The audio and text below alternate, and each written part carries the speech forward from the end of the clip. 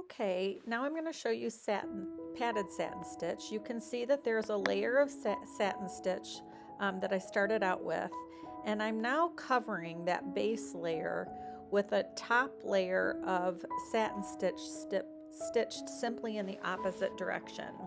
So padded satin stitch is a simple stitch to do. You're just doing a base layer of stitching in one direction, and then you're doing a top layer of stitching in the opposite direction. And the top layer you want to make sure is stitched in a satin stitch manner, which means you're keeping your stitches nice and close together for a smooth satin-like finish.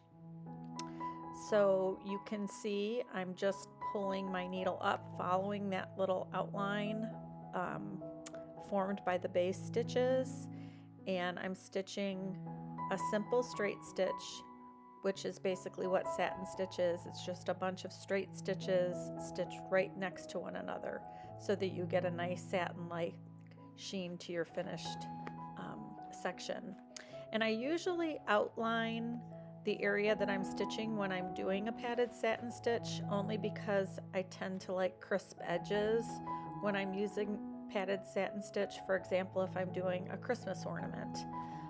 Sometimes I even whip the outline. I'll do a back stitch and then whip it to have a nice crisp edge, and then I'll fill in the center with straight or satin stitch stitched in one direction, and then on top of that, again, I'll stitch that satin stitch simply stitched in the opposite direction, following the outline closely so that you maintain the shape of whatever it is that you're stitching.